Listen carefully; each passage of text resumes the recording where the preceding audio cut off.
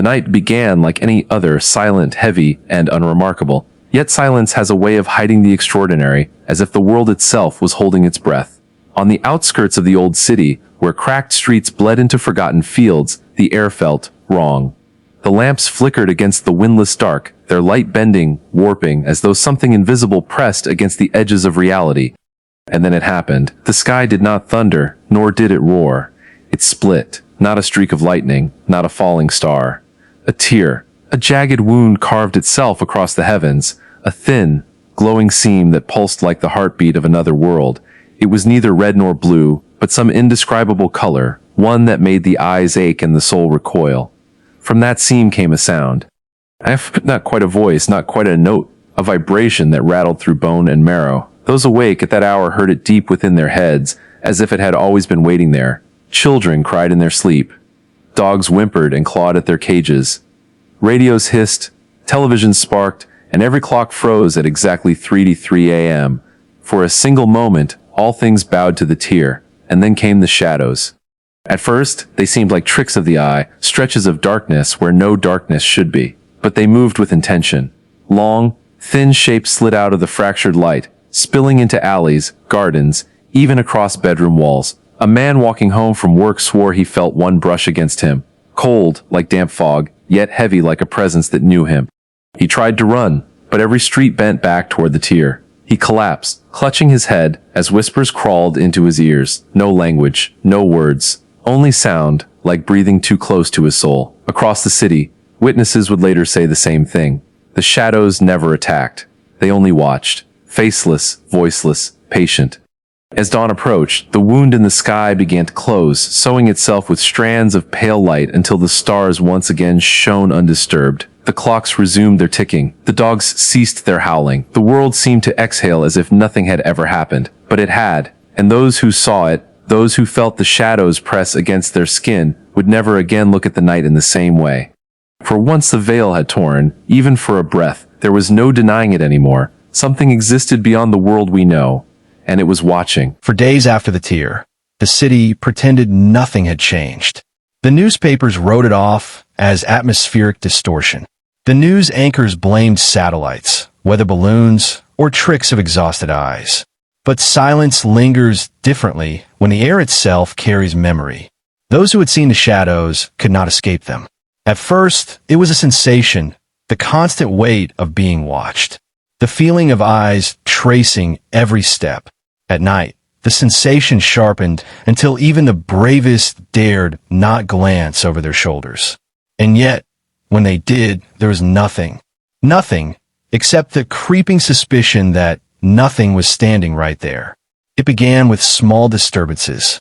A boy woke screaming, claiming that something had sat at the edge of his bed, silent, faceless, patient. His mother brushed it off as a nightmare, until she noticed the sheets depressed where no body lay. An old woman watering her plants swore that a second shadow bloomed behind her, though the sun was directly overhead. And a man, walking home through the abandoned train yard, froze when he realized his echo had doubled. His own footsteps repeated faithfully, but a second rhythm, slower, heavier, dragged behind him. When he turned, the air seemed thicker, like a curtain trembling. The shadows were not bound to walls or light.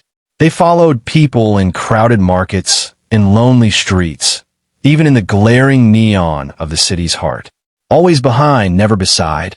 Always near, never close enough to touch. But their presence carried meaning. Those who felt them began to notice strange coincidences, patterns woven into daily life. A broken clock always stopping at the same hour. A whisper of static each time the phone rang. Words half-formed in the white noise of televisions. They were not only following, they were speaking.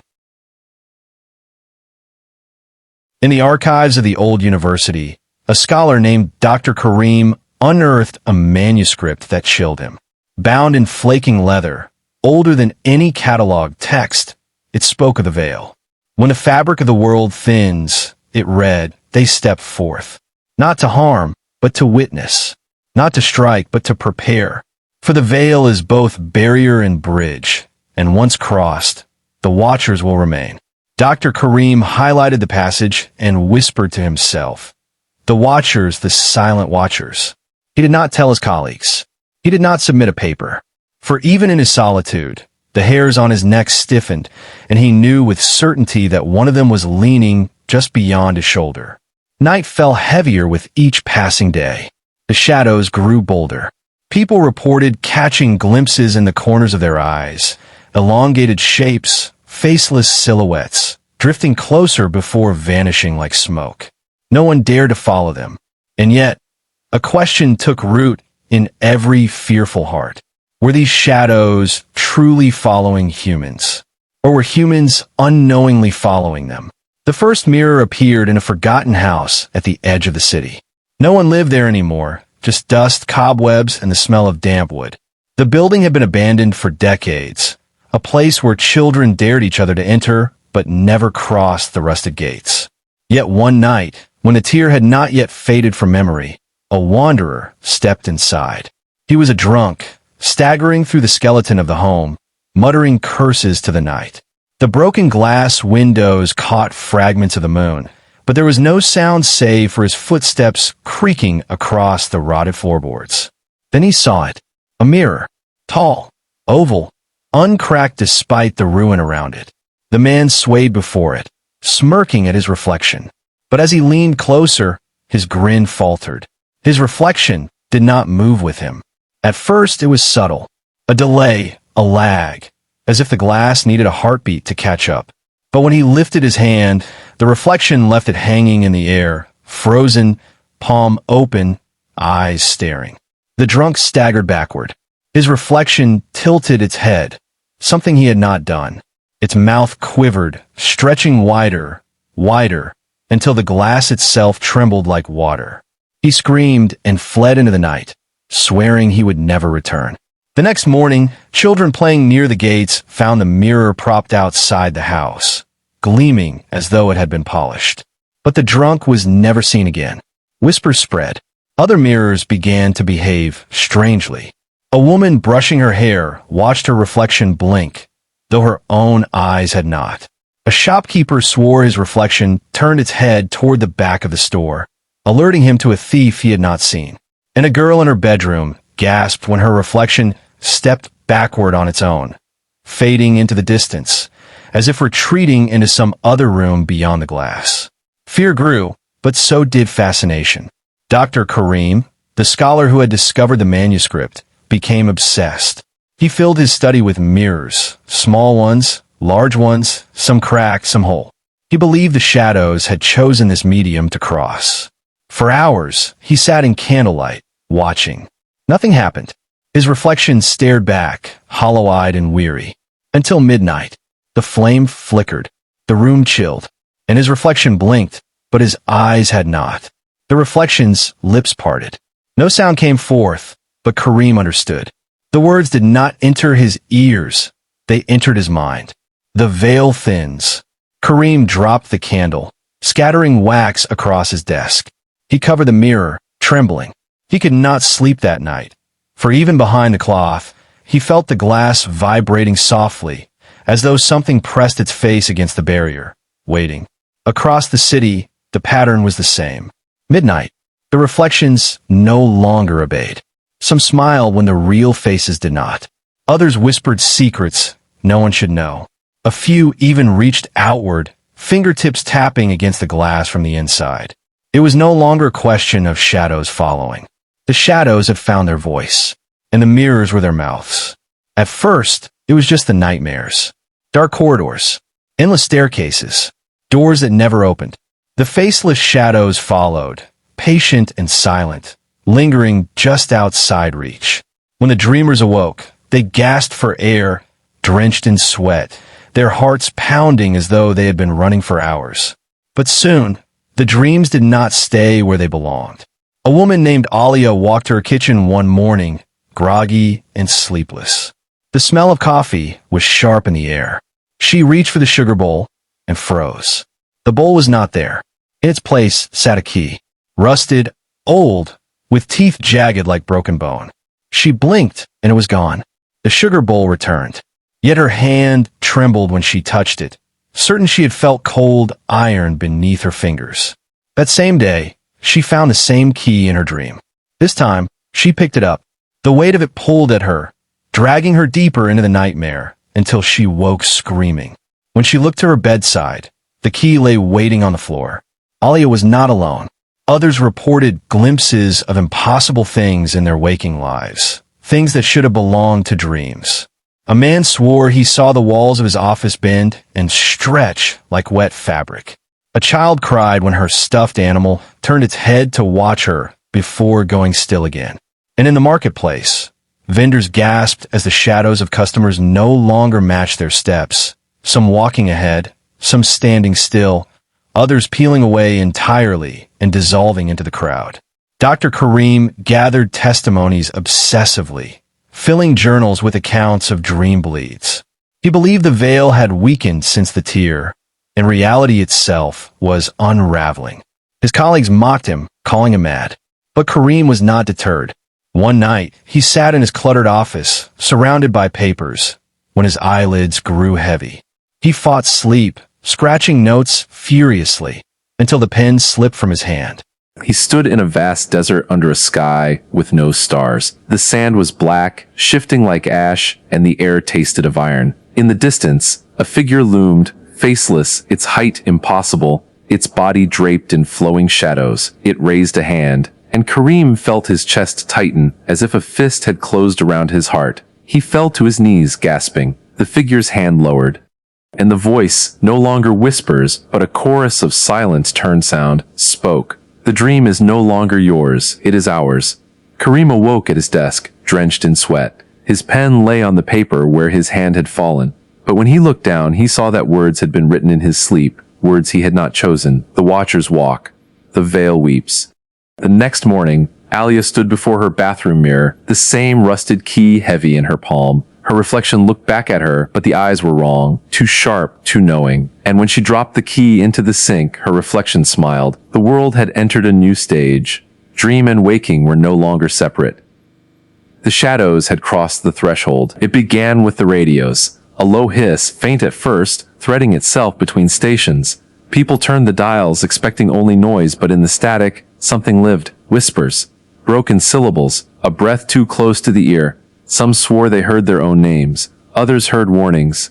A few heard laughter, dry, hollow, echoing as though from a great distance. Televisions followed.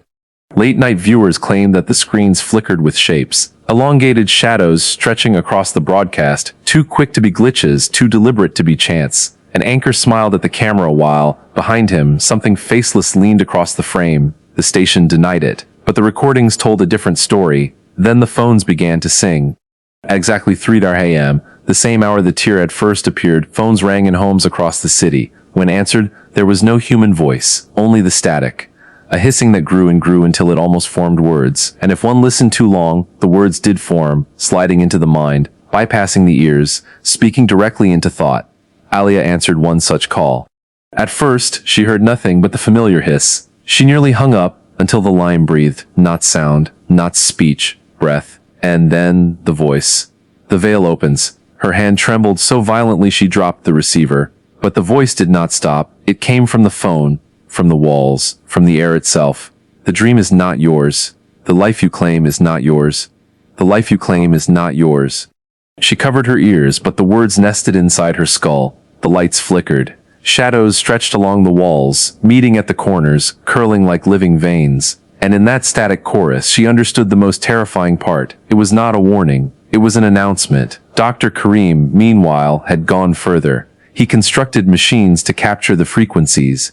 Dozens of radios stacked in his study, wires coiling across the floor, dials forever tuned to the hiss. He believed the shadows had chosen this medium because technology itself was a mirror, reflecting the world, but imperfectly a thin glass between realities. One night, his recorders caught something new. Not just whispers, but a sentence, clear, coherent. We are not coming. We are here.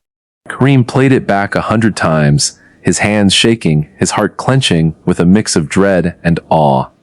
He knew then that the veil was no longer holding.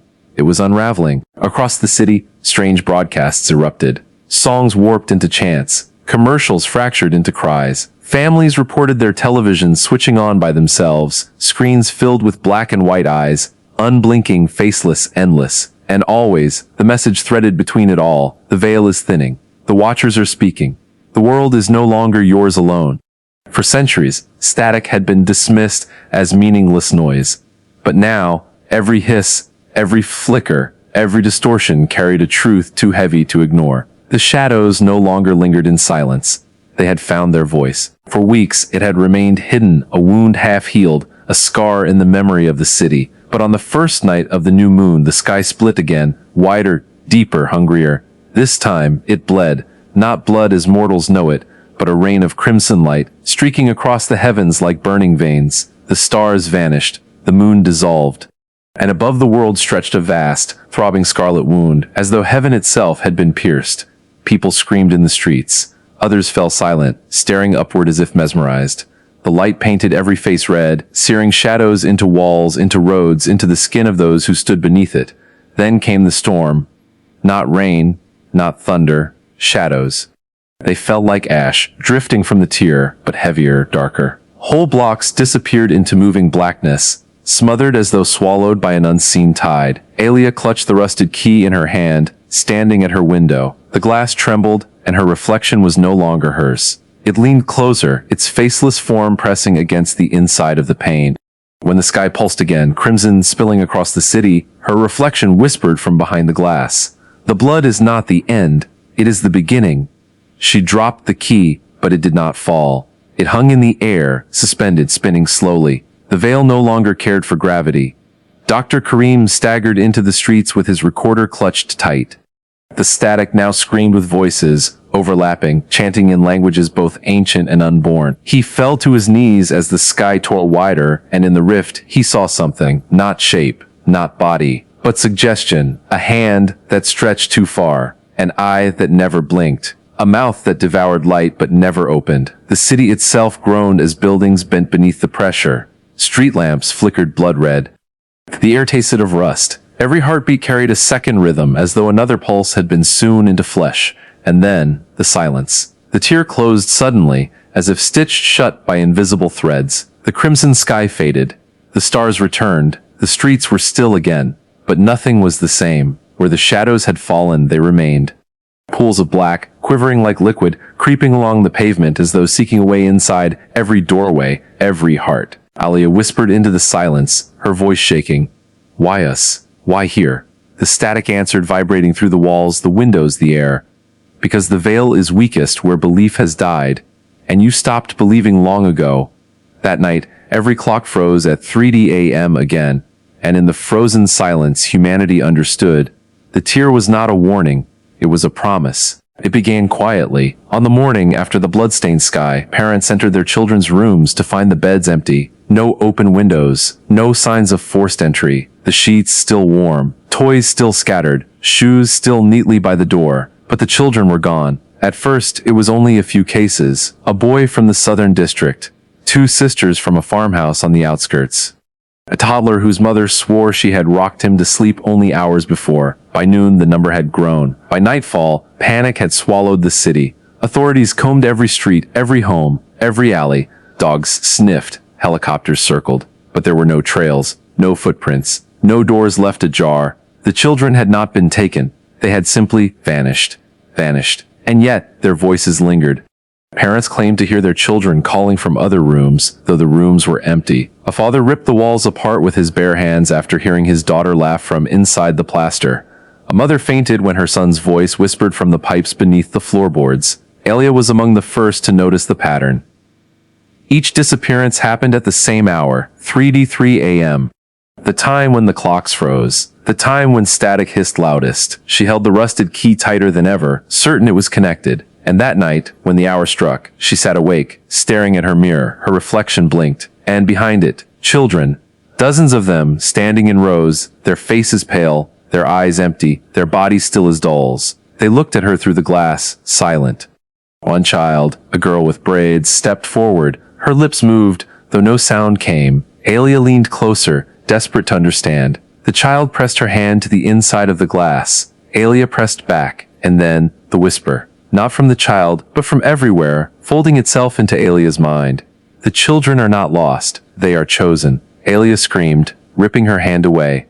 The mirror rippled like water, and the children's faces dissolved back into shadow. Dr. Kareem's investigations led him to something darker. His recorders had captured faint sounds at 3:03 a.m., singing. Children's voices, layered and distant, repeating a melody older than language.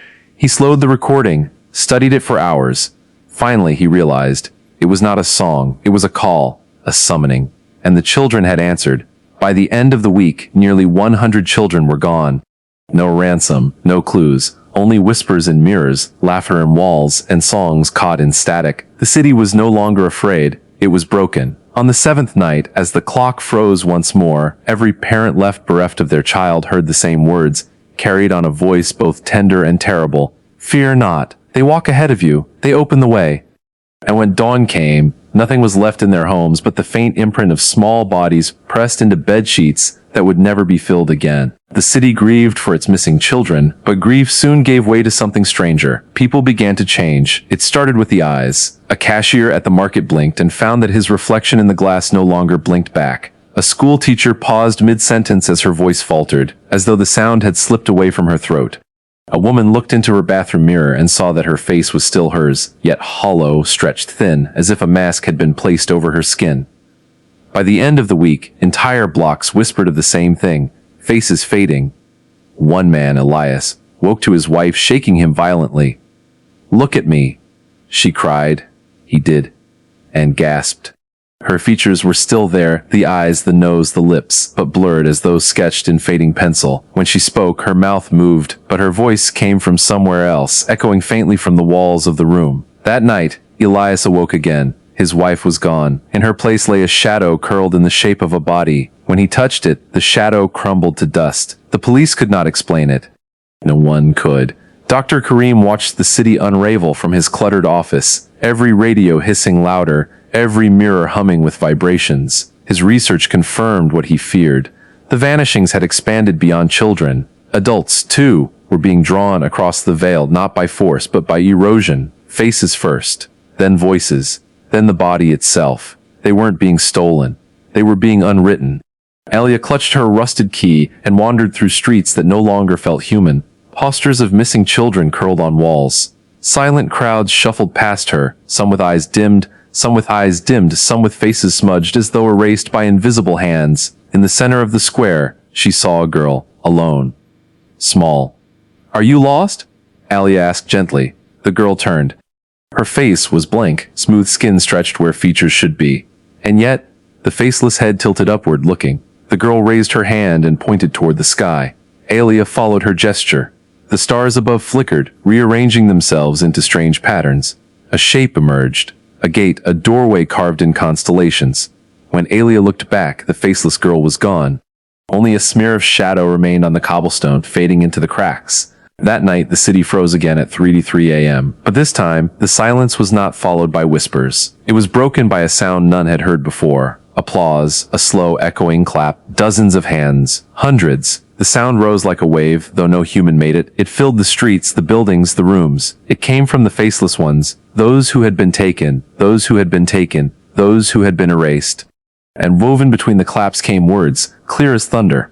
The first veil is broken. The second begins. By dawn, the city was no longer the same. Shadows stretched across buildings like roots. Entire neighborhoods wandered in silence, their inhabitants faceless, voiceless, unrecognizable. The city was not dying. It was transforming. By now, the city no longer slept easily. Every night at 3:30 a.m., the clocks froze, the static swelled, and the faceless drifted silently through the streets. But it wasn't until the dreams began to unravel that the people understood. The shadows no longer wanted to watch. They wanted to feed. It began with exhaustion. Entire families woke pale and trembling, their eyes sunken as though they had not slept in weeks. A boy was found slumped at his desk in school, lips blue, body cold, though his heart still beat faintly. His mother swore she had tucked him into bed alive the night before. Then came the screams.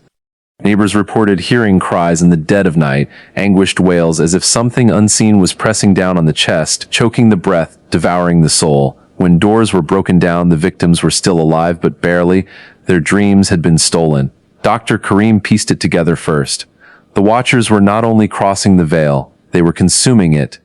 Every dream, every nightmare, was nourishment, and with each dream devoured, the watchers grew stronger, while the dreamers grew weaker, thinner, closer to fading altogether. Kareem's notebooks, filled with drawings of elongated mouths, eyes without lids, and hands that stretched into infinity. He didn't know if he was sketching from imagination or memory. Sometimes, when he awoke at his desk, he found sketches he did not remember making. Aliyah meanwhile refused to sleep. She locked herself in her room, clutched the rusted key until her fingers ached, and stared at her mirror. But the shadows were patient. On the fourth night without rest, her eyelids grew heavy. She fought, slapped herself, paced, screamed, but her body betrayed her. She collapsed onto the floor, slipping unwillingly into the dream.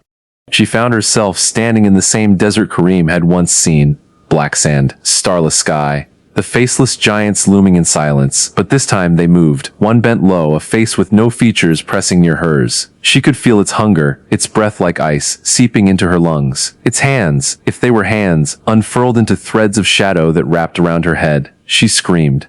The sound echoed only once before being swallowed. The giant leaned closer, its silence devouring her voice, its emptiness pressing against her very thoughts. Then, the key. She did not remember lifting it. She did not even know if she had brought it into the dream. But there it was in her hand, burning, glowing with the faintest gold light. The watcher recoiled. Its threads snapped back. The desert quaked. For the first time, she saw the faceless thing stagger, and she awoke, gasping, the key clutched so tightly her palm bled anew. Elsewhere, the city did not wake. Entire neighborhoods were found silent the next morning, doors unlocked, lights still burning, beds filled with motionless bodies. Their chests rose and fell, their eyes fluttered beneath closed lids, but none of them would open again. The watchers had eaten their dreams whole. At 3 a.m., the static rose louder than ever, layered with the voices of children, the faceless, the dreamless, and one truth echoed above them all. Sleep is surrender, wakefulness is rebellion, but no one can stay awake forever. The city had reached a breaking point, with dreams devoured and faces erased. The living clung to the day, as if it were their last anchor to reality. But the veil was no longer content with shadows and whispers. It wanted to step through. It began in the old cathedral, at the city's heart. The building had stood for centuries, its stone walls weathered, its stained glass cracked, but its bell tower still looming over the skyline. On the morning of the 10th day, the cathedral doors split open with a thunderclap. Inside, the pews had been torn apart, the altar shattered. Where the cross once hung, something else now stood. A doorway. It rose higher than a man, taller than the broken windows, built not of stone or wood but of bone. Rib cages interlocked into arches, spines twisted upward into columns. Skulls stared outward, empty sockets glowing faintly with blue fire. And the worst part, those bones were fresh. Crowds gathered, too terrified to approach, yet unable to turn away. The air around the doorway bent like heat over desert sand, distorting reality. Shadows stretched unnaturally, pointing always toward the gate. A sound emanated from within. Not music, not voices, something deeper. Like the hum of a heartbeat echoing across stone. Those who stood too close felt their own chests ache, as if their hearts were trying to synchronize with the pulse inside the gate. Doctor. Kareem forced himself inside the cathedral, recorder in hand, his breath fogged in the cold air. The veil is no longer a metaphor, he whispered into his tape. It's building a passage, a bridge from their world to ours. As he neared the gate of bone, the hum grew louder, his vision blurred, and then shadows moved. From within the doorway, figures emerged. They were not faceless this time. They were not faceless this time. They wore faces. Stolen faces. Children's faces. Mothers' faces. The likenesses of the vanished, grafted onto their formless bodies like masks made of flesh. They stepped forward, one by one, slowly, patiently, and behind them the hum deepened into a voice.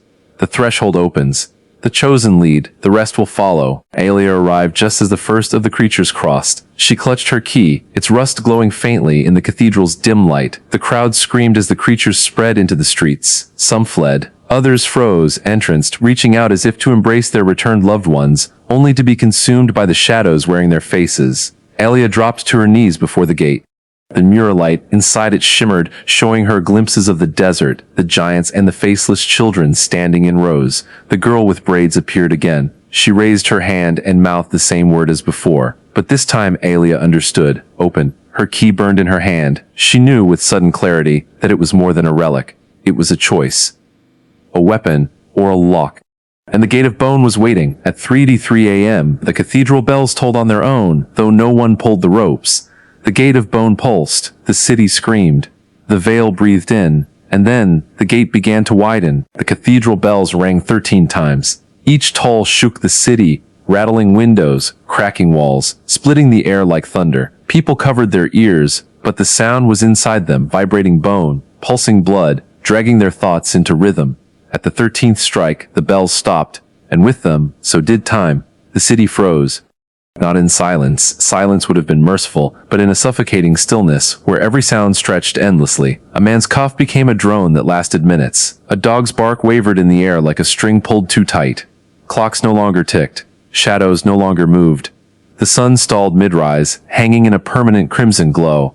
Only one thing kept moving. The Gate of Bone. The Gate of Bone. It widened. The ribs twisted outward, splitting further. Skulls turned, their jaws opening as if screaming silently. From the widening crack poured a wind that smelled of ash and salt, carrying whispers too many to distinguish. Those caught in the wind changed. One woman's hair turned white in seconds.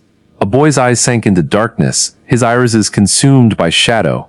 Another man's skin cracked like porcelain, flaking away to reveal something raw and red beneath. None of them screamed, they only watched. Dr. Kareem's recorder clicked on by itself. His voice, warped and layered with static, spoke back at him. When the bells stop, time is no longer yours. It belongs to them. He dropped the device, trembling, his notes scattered across the cathedral floor.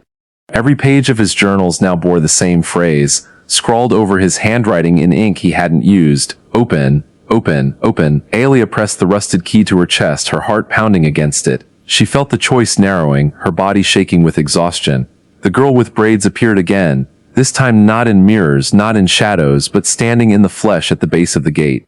Her face was pale, her eyes hollow, but her presence undeniable. You must decide, the girl whispered, though her lips barely moved. Lock it, or lead us through. Alia's knees buckled. Her blood dripped from where the key cut her palm, each drop glowing faintly as it hit the cathedral's floor. The bone structure shivered as if in response. Outside, the city crumbled.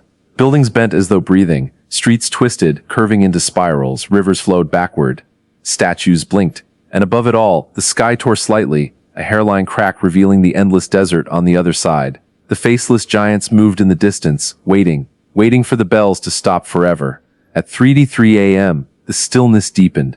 The 13th bell echoed one last time, then vanished. And with its absence came a truth that choked every throat, froze every heart, hollowed every eye. Time was gone. The city was no longer in time, it was between, suspended, shifting, sinking, and the Gate of Bone began to breathe. The first sound was faint, a hum, low and wavering, seeping through the cracks of the Gate of Bone. At first, the people thought it was the wind, but the sound grew stronger, layered, multiplying until it filled the entire cathedral. It was not the wind. It was voices. They sang in unison, a choir without harmony, without language. Each voice was broken, as if dragged across stone. Children's voices mixed with the elderly, the vanished mixed with the faceless. It was a song of absence. Every window shattered. Birds fell from the sky, dogs clawed at their own ears. The people who listened too closely began to sing along, not by choice but by compulsion. Their lips moved, their throats strained, their eyes rolled wide as their voices joined the choir. And once they began, they could not stop. Dr. Kareem stumbled through the cathedral, hands pressed to his ears. He had tried recording the sound, but his device melted in his grip, the plastic warping as though the song had eaten the tape itself. His own voice betrayed him. Without warning, he began humming along, his body vibrating in time with the endless drone. He fell to his knees, blood pouring from his nose, his chest convulsing as though his ribs were strings being plucked. He tore a note from his journal and scrawled with shaking hands. The chore is not music, it is hunger. Alia clutched the rusted key tighter, though it burned now like molten iron. She screamed against the song, but her own voice was swallowed, twisted, woven into the melody. The girl with braids appeared once more, standing at the edge of the gate, her pale eyes glowing faintly. This is how they break us, she whispered. Not with silence, but with sound. They will sing until we are hollow, until we echo back. Alia pressed the key against the floor. Sparks flared. The bones of the gate trembled. For a moment, the chair faltered. Just for a heartbeat. And in that pause, Alia heard something else. Beneath the endless voices, beneath the hunger. A single note, clear and golden. It was hers. her voice unbroken, untouched, trying to rise above the rest. But the pause did not last. The choir surged back louder, deeper, vibrating the entire city. Towers collapsed, rivers boiled. People wept blood as their voices were stolen mid-breath, dragged into the endless hymn. By dawn, though dawn no longer meant anything, half the city was singing, not willingly, not alive, only hollow. At 3:03 a.m. the choir shifted. It was no longer scattered voices. It was one voice. One terrible, vast, unified sound that spoke in words at last. The chore is ready. The gate will feast. And the gate of bone began to glow. The gate of bone blazed. Not with fire, but with shadow light, black radiance spilling across the cathedral, crawling up the walls like oil. The hollow choir swelled, their voices no longer breaking but sharpened, unified, exulting. And then, the gate opened wide. They poured through. The watchers no longer veiled by distance, no longer shadows in mirrors or giants in dreams. They walked into the city on limbs too many and too few, each body shaped like a memory half remembered. Some wore children's faces, stretched and flickering. Others bore masks of loved ones, features stolen and stitched crudely onto the void. And some had no faces at all, only wide mouths that opened to the stomach, dripping sound instead of saliva. They did not walk on streets. They walked over them, their shadows carrying them like legs. Every step dimmed the city. The first to fall were those already hollow. The chore singers opened their arms, welcoming the watchers, their mouths splitting wider, their voices dissolving into silence as they were consumed. The watchers did not bite, did not tear. They absorbed.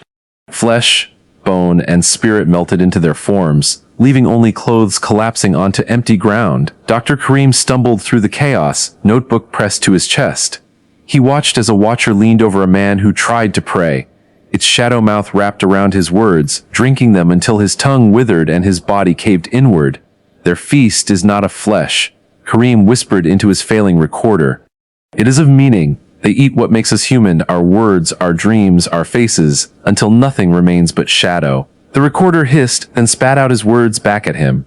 And you are next. Alia fought to move against the tide of voices, the pull of the gate. The rusted key seared in her palm, each pulse of heat beating like a second heart. The girl with braids stood beside her again. But this time her face had begun to peel away, half of it dissolving into shadow. Lock it, she begged, before they finished their feast. Lock it, or everything will cross. But Alia's chest tightened. Behind the gate, she saw something. Rows of children, not yet hollow, their small hands pressed against the barrier. They were alive, waiting, reaching. If she locked the gate, she would seal them in forever. If she left it open, the watchers would devour the city whole. Her choice trembled in her blood. Outside the cathedral, the city screamed as the feast deepened. Shadows slithered down alleys, pulling the unwary into cracks that no longer obeyed geometry. Faces peeled from the living, leaving featureless masks of flesh. The choir thundered, now joined by the voices of the freshly devoured. The watchers did not stop. They would never stop. At 3 a.m., the feast reached its peak. The gate exhaled. The chore howled, the city broke, and the watchers whispered one truth into every ear, every shadow, every dying breath. This world is already ours. The feast raged on. Shadows feasted not on flesh, but on the essence of those they touched. Faces, voices, memories, swallowed whole into the choir. And at the center of it all, the gate of bone pulsed like a living heart. Alia stood before it, the rusted key glowing red-hot in her bloodied palm. Her knees trembled, her throat raw from screaming against the sound. She could feel the city folding in on itself, time unraveling in shreds. The girl with braids, half shadow now, half child, knelt beside her. You must choose, she whispered. The key can seal, or it can open fully, but not both. Alia staggered to her feet. The gate loomed above her, every skull grinning, every rib trembling in anticipation. Her mind swirled with visions not her own. If she locked it, the watchers would be trapped beyond the veil, sealed with the children and all who had been taken. The city might be spared, but the lost would be lost forever. If she opened it, the gate would fully awaken. The watchers would spill across the earth, but in their complete form. Perhaps they could be fought, destroyed, ended once and for all. The key pulsed faster, like a heartbeat in her hand. Dr. Karim crawled toward her, his body failing, his voice barely his own. Alia, his face flickered in and out of shadow. The key is not only a tool, it is a mirror. It does what you are willing to bear. His eyes dimmed, his voice fractured. What can you endure? and then his body collapsed into dust, his shadow joining the chore. The watchers surged closer. Her mouths opened, their shadows stretching toward her like grasping hands. She could hear them inside her skull. Lock it, and we will gnaw forever in silence. Open it, and we will devour the sky. The girl with braids pulled at Alia's sleeve, tears of shadow dripping down her cheeks. Choose. Alia lifted the key. Her palm burned. Her vision blurred. The entire city waited. Those who still stood, those who still sang, those who had already been unmade. Her breath shook as she raised the key to the lock of the gate, a jagged fissure in the ribcage arch. The gate shuddered in hunger. The core swelled into a single deafening note. And Alia whispered to herself, so faint only the gate could hear, "If I must be the key, then let me be the last." She drove the rusted shard forward. What followed was not light, not darkness, but both colliding. The gate screamed, not with voices, but with every stolen soul at once. The chwer shattered, splintering into silence. Shadows convulsed. The cathedral shook as if the earth itself rejected what was happening. Alia's body lifted into the air, her veins burning gold, her skin splitting with cracks of light. She was no longer holding the key. She was the key, and the veil itself began to tear. At 3:03 a.m., the clocks did not stop. They shattered, and time itself bent around the gate. The cathedral shook as if the earth itself begged to flee. The gate of bone split with a scream, blue fire racing through its arch. Alia stood before it, the rusted key burning in her hand, her blood dripping into the cracks of the floor. The faceless children pressed their palms harder against the veil. Their blurred features flickered with desperate light, the echoes of the lives they once had. "Doctor." Karim clung to the altar, whispering words that sounded more like sobs. The watchers closed in, bending space with their sheer presence, stitched faces unraveling into infinite mouths. Their voices layered like thunder. The veil does not break, it devours. But Alia remembered her mother's lullaby, the song hidden in dreams, the one she thought nonsense. Now its secret verses returned, each word cutting through the noise. What is taken may return, what is bound may be free, but only where light chooses to bleed. Her hand trembled, the key glowing white-hot. She raised it, and the gate shrieked like a living wound. Cracks raced across the veil, and for the first time in centuries, light spilled through instead of shadow. The watchers staggered back, their stitched mouths splitting into silence. The faceless children cried out, and one by one their features returned. Eyes, noses, mouths, whole again, though streaked with tears. They stumbled into the cathedral, calling names that had been forgotten. The stained glass windows exploded outward, but instead of crimson fire, golden light poured in. It washed over the ruined pews, over the stone floor, over Ulya's broken body. The rusted key dissolved into ash, searing her palm with its final gift. And then, silence. The gate of bone crumbled to dust. The shadows melted into nothing. The watchers screamed once more, not in triumph, but in defeat, and dissolved into the void like smoke in sunlight. Alia collapsed, her chest heaving. Karim rushed to her side, his eyes wide with disbelief. "You did it. You truly did it." Outside, the bells of the cathedral rang, though no hands pulled their ropes. The sound spread across the town, echoing through every ruined street. Houses once hollow were whole again. Crops sprouted in dry fields. Families emerged, faces familiar, no longer lost. Famine, the plague, the silence, all gone as if lifted like a veil. The town breathed again. Alia opened her eyes, weak but smiling. "They're home." Karim took her hand, his tears falling freely. "You brought them back." The sun broke through the clouds, warm and unbroken. The air smelled of earth and bread, not ash and shadow. Children laughed outside the cathedral, their voices filling the air where silence had once ruled. For the first time in generations, the town lived. And the veil, once shrouded in terror, was gone, shattered, scattered to dust. Alia closed her eyes, finally at peace. The end.